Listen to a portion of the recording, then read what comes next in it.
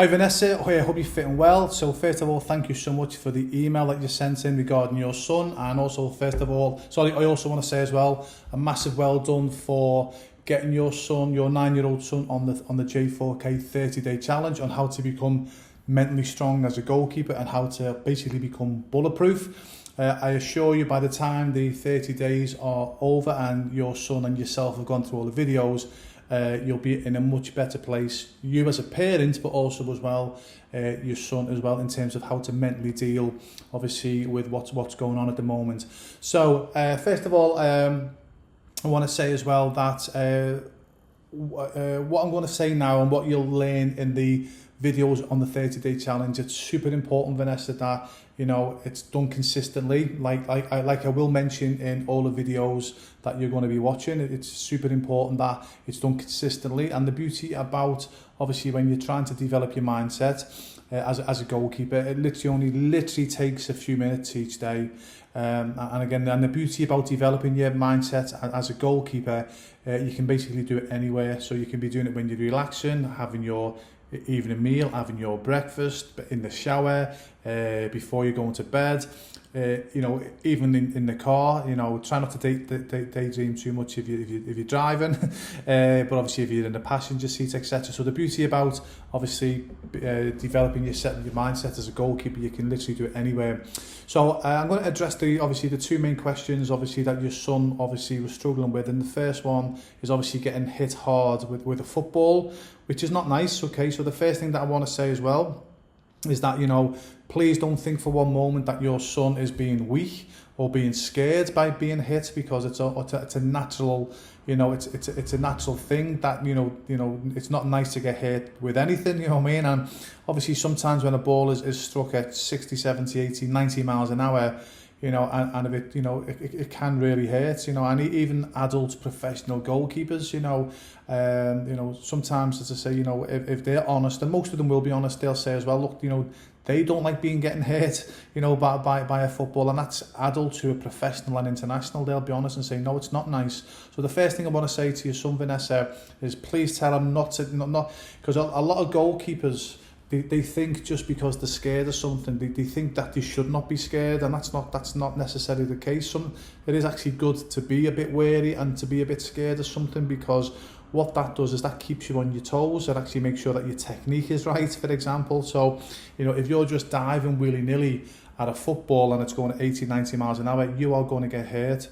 So your son it's actually quite good to be concerned about getting hurt, because what that will do is obviously make your son aware that he doesn't want to get hurt, okay, which means that obviously you've got to work on your technique. So the first thing I would say is go and see your goalkeeping coach, fingers crossed if you've got one, and basically explain to him, hey, listen, my son is a bit concerned with getting hit with a football.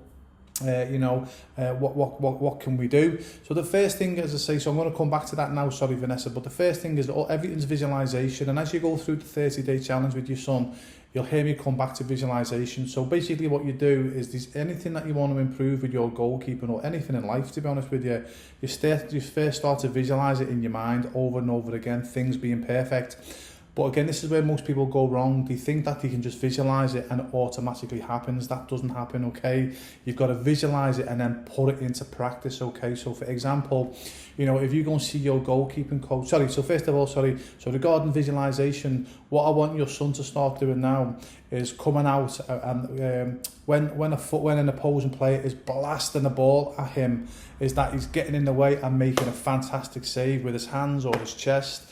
And he's making the save with the right technique, because even if an opposing player shoots a ball completely point blank, if your technique's right as a goalkeeper and it's hitting your chest or a part of your body that doesn't hurt as much, don't get me wrong, it still can sting a bit, but obviously it's not going to sting as much as getting it right in the face. And I've had it, as you can tell by my face, guys, okay, yeah.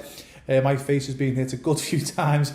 So the first thing, as I say, you've got to start visualising, making those saves, okay, with your hands, with parts of your body that doesn't hurt, your feet, etc. And then what will happen, Vanessa, I'll guarantee what's happening to your son. He's probably visualising getting hit, swacked in the face, etc. And what happens is, if you visualise getting hit in the face, what's going to happen in a game situation is you're going to get hit in the face, okay? It's weird how your mind works. Whatever you think normally materializes. So what your son needs to do, and if you can help your son with this as well, every time he has a negative thought, i.e. getting smashed in the face with the ball, he's got to say to himself, no, no, no, no, no, okay? So whether he does that to himself, okay, yeah, or he does it out loud. So I still do this to this day, because I still have negative thoughts like everybody. So if I have a negative thought, sometimes I'll do it inside my mind. I'll go, no, no, no, no. Sometimes I'll say it out loud. I'll go, no, no, no, no, no, no, no. And what I'm doing there straight away is I'm telling my mind, nope, I'm not having any negative thoughts entering my head. So I'm stopping that negative thought. So i.e. I'm stopping that thought of getting smashed in the face, and I go, no, no, no, no, no. And then I then change that negative thought, okay, into 5 positive thoughts, okay? So I then, again, I go from thinking getting smacked in the face, okay, to 5 positive thoughts of getting my hands in the way, getting my chest in the way, and I override that 1 negative thought with 5 negative thoughts, okay? Sorry, 1 negative thought with 5 positive thoughts. Sorry, what am I saying to you? I do apologise. And I promise you, the more your son does that, it'll start to happen subconsciously. So for example, I'll have a negative thought, and before I even know what's happening, I've subconsciously gone, no, no, no, no, no, and I've started replacing it with a positive thought.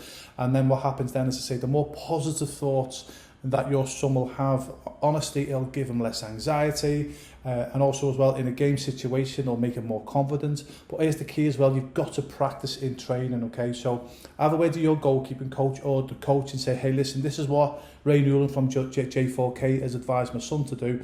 Then again, just start off, get the goalkeeping coach, okay? So what I would do if I had a student who was terrified of getting hit, I would then basically be getting, I'd be getting the student in front of me, and it'll be a controlled session. So I wouldn't be kicking the ball at your son. I'd be throwing the ball at your son and helping him make these saves on his chest, on his hand, and I'll be getting his technique right, and then I'll go harder and harder. And don't get me wrong, I'll still never go crazy, okay?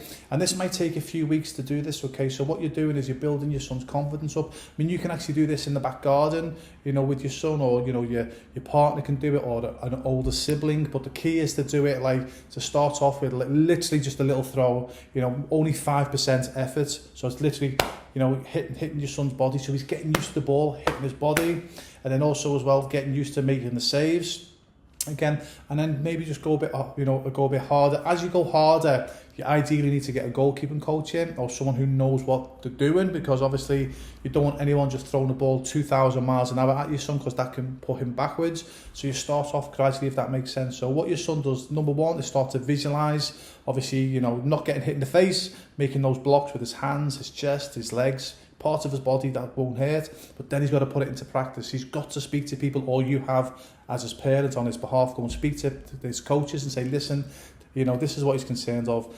This, and again, please show them this video if you want to. Say, look, this is what Ray from Just for Keepers advised. Can the goalkeeping coach or a coach gradually just help my son get used to getting hit? And I promise you, Vanessa, if he visualizes, if he does the visualizations, and over the next few weeks, gradually, gets used to getting the ball hit, and he realizes, and he starts to realize, actually, this doesn't hurt. Lungs, obviously, you get the right body parts in the way, i.e. your hands, your chest, etc. It'll develop your son's confidence. So I hope that helps. Okay, yeah. The second question you said, obviously, your son gets his head down when an opposing player or a parent blames him for a goal, whether the goal is his fault or not their fault, okay, yeah? So please let your son listen to what I'm going to say next, okay? Whether the goal is your son's fault or it's not your son's fault, the opposing players, even most of the parents watching, have no idea if it's your son's fault or not, okay? Because they don't know anything about goalkeeping. Even most coaches who manage the team, if they've not played in goal before, they don't understand goalkeeping either. Some will, okay, yet the ones with the egos will say, hey, no, I do understand goalkeeping, okay, but the ones who are honest, probably like 95% will go, no, Ray's right, I don't understand goalkeeping. And what naturally happens is when someone doesn't understand something, they're just going to blame your son for everything. And that happens time and time again. This is one of the most common asked questions that I get from goalkeepers and parents. And the first thing that you've got to realise, and try and help your son with this as well, whether whether your son thinks the goal is his fault or not his fault, he's got to realise that the people that are telling him don't understand. They've no idea. Okay, so he's got to start to realise, and as he gets older, he'll understand this, and it'll become easier.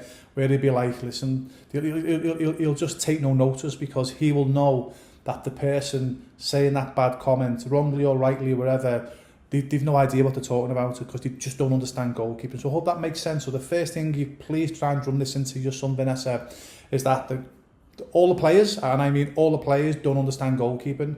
All the parents, unless they've played in goal, don't understand goalkeeping. The coach or the manager, unless they've played in goal, don't understand goalkeeping. So for the most part, these people who've no idea what they're talking about are giving your son advice, okay?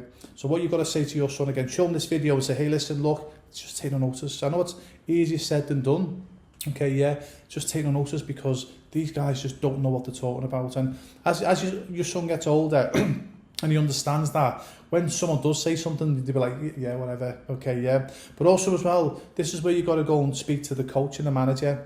And again, hopefully you've got a good coach and manager. And again, I know sometimes some of the coaches and managers have got massive egos. And to be honest with you, normally the ones that you find out got the massive egos, they're the ones that know nothing anyway.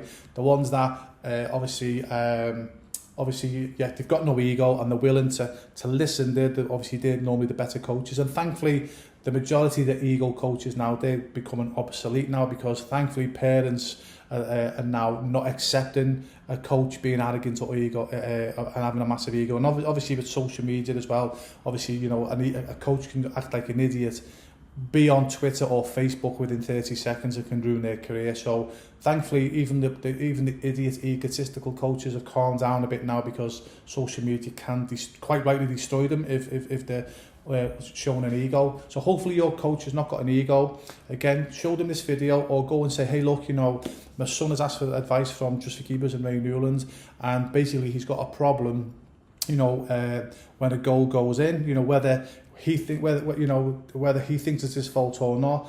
There's too many players, too many parents are commenting on the goals that my son is letting in. And this is where you'll find is if you've got a good coach and a good manager, because a good coach and a good manager should be saying to all their players, and especially the parents on the line, if a goal goes in, you keep your mouth shut, okay? The only person that comments is me as the manager and the coach.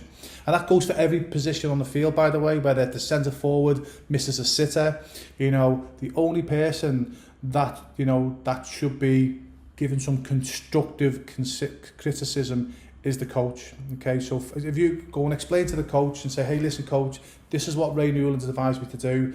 My son is really struggling, you know, with obviously nasty comments getting made. Look, you know, can you please make sure that any goals go in, that none of the players are shouting at my son, okay, yeah? First of all, they don't know what they're talking about, you know, full stop, they don't know what they're talking about, okay? Listen, I'm not saying this as the parent, this is Ray Newlands saying this, the founder of Just for Keepers, who's been doing this for 22 years and coached thousands of goalkeepers, okay, yeah, I'm not saying that to be arrogant, by the way, I'm just letting the coach know that I know what I'm talking about. And as I say, hopefully if the coach has got anything about him, and most coaches do this anyway, Vaneesa, but again, just please underline this if the coach is not doing this, but just say, hey, listen, any mistake made on the pitch, even if it's not your son, whether it's the left back, the right back, the attacker, the coach should be saying to all the players, and especially the parents, if anyone makes a mistake, you keep this quiet. All I want is encouragement in my team. If a player makes a mistake, it's just, come on, don't worry about it, let's get on with the game. That's all the opposing players and the parents should be doing. And the only person that should be giving criticism, obviously the constructive criticism, is the coach and the manager. And have a word to the manager and see what he says, please, Vaneesa. Because for a 9-year-old child, you know, as you get old as a goalkeeper and you get thick-skinned, again, as I say, you'll give your answers back, and you can quite abruptly tell your opposing players or the parents on the line, hey, listen, you don't know what you're talking about, just shut up, okay? But as for a 9-year-old, especially the younger children, that's very difficult for them to do. So this is where the adults need to step in, okay? So this, I'm talking about the coaches, okay? And you as a parent as well. It's important for you as a parent and your partner to make sure it doesn't happen, okay? Yeah, because if it continues to happen, I'll be honest with you, that's the parents' fault, okay? Yeah, because if the coach is not stopping it, the parent should be going over to the coach and saying, listen, I've been polite, I've asked you once or twice to do this now, you're still not doing it, I'm telling you now, listen, it stops. And if it doesn't stop, just get your son out the team, Vanessa. Seriously, if the coach can't do something as simple as making sure that their teammates are not criticising each other, you want your son in another team anyway. You want your son with a coach who's going to encourage their teammates to help and encourage each other. And they're the only person that gives that constructive criticism, if that makes sense.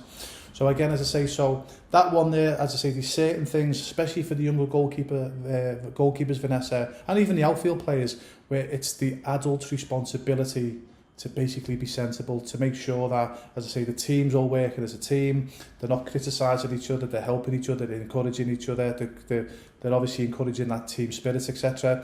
And as I say, I promise you, there's more clubs looking for goalkeepers like your son than goalkeepers looking for clubs. Honestly, we get inundated every day from clubs looking for goalkeepers. So if your man, if the coach is not going to, as I say, if your coach is going to allow the parents to scream at your son, the players to scream nonsense at your son, and bearing in mind as well, the parents and the players don't know anything about goalkeeping, so they're shouting things at your son and they're wrong. And again, your son, like most 9-year-olds, is going to take that the wrong way, and especially if it's coming from parents on the line.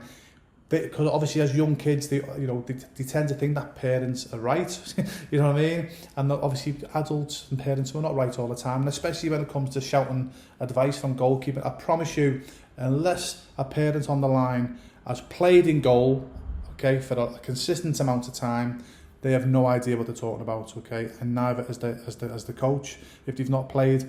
But as I say, as you get older as a goalkeeper and you start to understand that, you get all these comments, it just water off a duck's back, because you know that you're getting comments from people who they just don't know any better, it's just ignorance. But while your son's only 9 years of age, the adults need to step in. First of all, you as a parent, go and approach the coach, like I've already said, and say, hey coach, listen, this is a problem. Fingers crossed, the coach has got something about him or her, and they'll do something about it. If they don't, please do, honestly, Vanessa, just look for another club. Look for another club where the coach does encourage all that, obviously teamwork, and I promise you, your son will be so much better for it. So I hope that helps. Hopefully I answered all the questions there, guys. If there's anything else you need, just please reach out to me anytime, and I'll answer any of your questions. And yeah, and fingers crossed you're getting all the videos from the 30-day challenge. If you're not, again, please let me know. All the best, and keep on going, Vanessa. And again, I want to say a massive thank you for taking this 30-day challenge on behalf of your son. Most parents won't do this, okay? Yeah, so fair play that you've done it. Okay, take care.